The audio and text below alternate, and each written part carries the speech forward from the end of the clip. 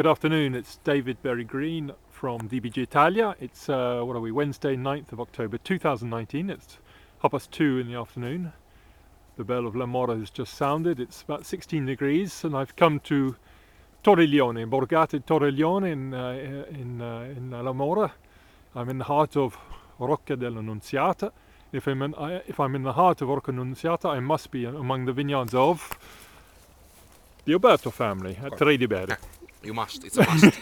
Più o meno. Più o meno. Comunque, Nebbiolo?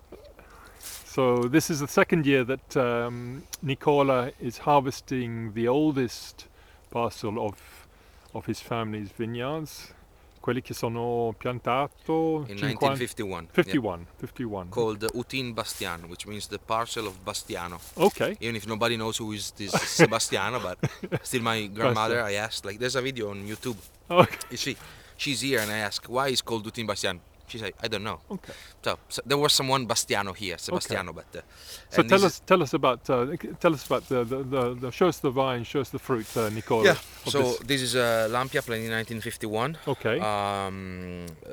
Why there was a landslide here in Okay. 1951, and that's why I'm really precise on that. And then was never. You can see also maybe because you see a bit upward. Okay. There. Yeah, there's a bit of a. So this is a bit of there's a bit of a dip. Yeah. And show us a bit of the plant. yeah, Very old. Yeah, very old. Yeah. The issue is this one that for many years we haven't touched it because it was rented to another winery. Okay. And of course, so now we are trying to revive the. To revive. Yeah, this is really a problem because then years and years of bad cuts, not bad cuts, but neglect. Yeah, no. Simply, when you do big cuts, then the problem is the sap doesn't flow anymore. And so when you have something like this, Glad you did that, not me. No, but of course there are channels on the right, on the left, so it still goes. But we have to avoid this by making better cuts or smaller cuts. Better work in the bin. More tension. Yeah. Più sensibilità. Più sensibilità in the cut, in the pruning. While pruning now everywhere is we are going to smaller cuts. You see when you have these big cuts like this one. Oh, sì, Madonna. This big cutting, of course, this puts a lot of stress, and the necrosis is big, so the sap channels now flow. The sap flows only this only side. one way when it should be going both ways. Yeah, of course. And most of all the esca, all the disease here is like. I usually say this. You can hibernates. You can cut your finger, and it's okay. You survive. You can cut your hand. Difficultly you survive. But then when you cut your arm, it's really difficult. Also for the septicemia, so for the infections and everything. And there's the same thing. So that's why we are trying to get back. And also, you see the leaves are not yet the grass. The one we want. Not as biodiverse as perhaps you'd like. No, exactly. There's too much infestant. As you can see, this one is pure infestant yet, and we don't want these. We want more diversity in the grass. So we need some years to go back to good things. This one was. As you can see, we didn't trim. Okay, you've the old vines. We have arcaplato. Okay. And this one was a bit of ale. It was a bit, not so much, but a bit. Yes, of course. Okay. But actually, this vintage is fantastic. But the leaves protected the fruit. Yeah. Yeah. Actually, it was more soap. Exactly. And that's because of the acaplé. Is because do you think that helped the umbrella? From the hail, yes. Actually, we are acaplé, so we didn't trim. Exactly. I just copied from my neighbor called Maria Teresa Mascarella. Oh, really? From I recognise the name. Yeah, actually, and from another. So your new consultant, is this? Yeah. She's an agronomist, is she? Yeah. Famous? She's famous. She's famous. She's beautiful. That's why. And no, most of all. Has Stefania met her? Hey, I can have both. I'm not jealous. So, but So tell us about acaplé. So this is the first year you've done the wrapping over? Also last year. This one in the old vines we acapel. Acaplé. What's the benefit of wrapping over as opposed to cutting the tops? I love topping. Not to cut topping because I don't wanna. Many feminella. How is feminella? The female shoots. Female shoots. So you don't want too much growth. This one, for example. Yeah. As you see, this one is a female shoot. Okay. Of course, if I cut, if I trim, then the vine, the sap, has to explode somewhere. Work harder. So And so It's- there's it's a lot of female shoots. These female shoots are very good to ripe, but even too much. Yeah, So sure. it goes really faster. So you're promoting you're Yeah, pushing the vine. pushing the vines. Therefore, I have to harvest maybe. I mean, we've seen 1 week, some days earlier than we could if we don't. If we just if we don't trim. If you top, why? Yeah, exactly. So. And the pH goes a bit too high in our opinion, so we take a bit more the freshness of the vine. Okay. So when you're wrapping over, you get better pH, so it's lower, so more fresher, but we harvest later. and a later harvest. Yes. That sounds And perfect. so why we have don't freshness and so right why don't timings. more people do acapulay?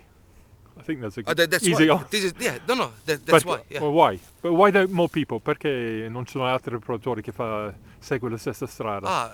Why don't other people do it? Because I think that the big issue is that if I'm a vine grower, Yeah. I want to harvest 1 week earlier than my neighbor because I want to show him that I'm better, and I'm actually. Well, isn't it also a question of just the labour also? Yes, yeah, of course.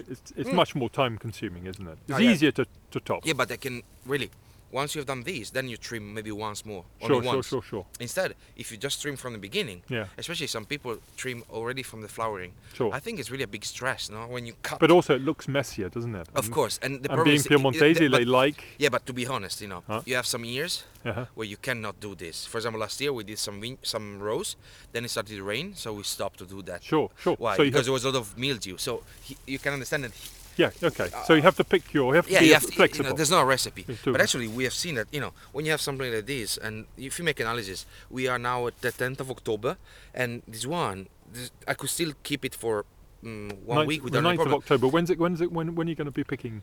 This Yeah. one maybe tomorrow, so the Okay. 10th of October, and pH here is 3.3, so Okay. perfect, Yeah. perfect ripeness. You have already if you Yeah, there's a little red. and know. this one The seeds are already brown. Yep. this one is still green, Sweet. so you can You've got wait. plenty But of time. You've got time, and also now the weather is perfect, isn't Oh. it, Nicola? exactly. For So the there's still Nebbiolo. space. There's still space, room of Yeah. improvement. Yeah. For example, come here. Can you see? This is how it should be. This one is redder. Yeah, a little red Yeah. red eye. Yeah. Sì. Okay. Allora, Nicola, and just a quick word How was- on the vintage compared to 2018. Little, This one we is don't a want bit- to prejudge the No. because we have got to be careful these days that Of we course. don't give. yeah, but also because with smartphones, everything is going to be recorded for good. So, So yeah, so what? but the How would you? What was the season been like? vintage, Anyway, vintage for lazy people, because it was really not. We didn't have to work a lot actually. so not was not a tricky vintage. not a tricky vintage, healthy, Okay. very healthy from the Okay. beginning. So Okay. the right amount of rain during spring. Winter was a bit dry, but then there were some rain just before the pruning that made the bud break a bit later than last year. Right. So everything started a bit later, Okay. but then was really healthy. And there was water underneath. Sure. So they had something to go on. Yep. And actually it was really, really extremely balanced. Yep. And we got back after 2 years of very, 17 was really dry, 18 was really wet, and this year we got back up to normality. to normal vintage. Okay. So if I have to say something, and we also have the big issue was the hailstorm. You had a hailstorm. Of the 5th, of the 5th of September. So there was a big water bomb. Coming on the 5th of September, especially on the northwestern side of the center northwest side of Barolo area. But I usually say like 16. Also in 16, on the 27th of July, there was a hailstorm. Yeah, I remember. And still 16 is still 16. So, So, so this it happens. It happens, and Okay. 19 will be remembered not for the hail, but for the healthy of these. When you have something like this, it's perfect because it's not too compact. There's no mold. loose. You can wait even more if you want, but then when you stem, Yep. He comes it's really away. easy. He comes away. Yeah. So good. So no. Nicola. If someone says 19 has something or troubles, this is really one of those vintages that everybody's gonna remember, Okay. and not by just say because we have to say it. No. it's gonna be like this. So That's also prepare the room and it's the al- cash it's and also, the money. also Yeah. the Brexit vintage. So who knows? It's a breakfast. Boris, Mr. Johnson, remember us, okay? So I think you have to stay. the deal, do the Yeah, deal, yeah, do the remember, damn remember. deal. Don't raise up the cheese, the excise. Remember, Bloody. at least for 19. Yeah, otherwise Barolo, you'll be okay? without Barolo. Bon. Yeah, yeah. Okay. Ciao, Ciao Nicola, ciao, complimented. Ciao, ciao, ciao. ciao, ciao. Ciao.